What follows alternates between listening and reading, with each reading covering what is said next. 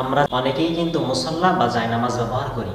এই জায়নামাজ ব্যবহারের ক্ষেত্রে আপনাদেরকে একটা জিনিস লক্ষ্য রাখতে হবে। বর্তমানে আমরা যে জায়নামাজগুলো ব্যবহার করি তার অধিকাংশ জায়নামাজই দেখা যায় বিভিন্ন নকশা থাকে। সেটা হোক আমাদের কাবা শরীফের দৃশ্য অথবা কোনো মসজিদ বা মদিনা শরীফের দৃশ্য। এই নকশাযুক্ত জায়নামাজগুলো আমাদের নামাজের অনেক ক্ষতি করে থাকে, যেমন আমাদের খুশু এবং খুশু হারায়। আল্লাহ হাবিব সাল্লাল্লাহু আলাইহি সাল্লাম বলেছেন, আনতা আবদুল্লাহ কাআন্নাকা তারাহু ফাইন লাম তাকুন তারাহু ফাইন্নাহু ইয়ারাক। আল্লাহ হাবিব সাল্লাল্লাহু আলাইহি সাল্লাম বলেছেন যে তুমি এভাবে নামাজ আদায় করো যেন তুমি আল্লাহকে দেখতেছো, আর যদি তুমি এটা মনে না করতে পারো তাহলে তুমি এটা মনে করো যে আল্লাহ পাক তোমাকে দেখতেছেন। আমরা যারা এই নকশাযুক্ত জায়নামাজগুলো ব্যবহার করি, এক্ষেত্রে দেখা যায় এই নামাজে দাঁড়ালে আমাদের নকশার দিকে খেয়াল চলে যায়, নামাজের দিকে আর খেয়াল থাকে না।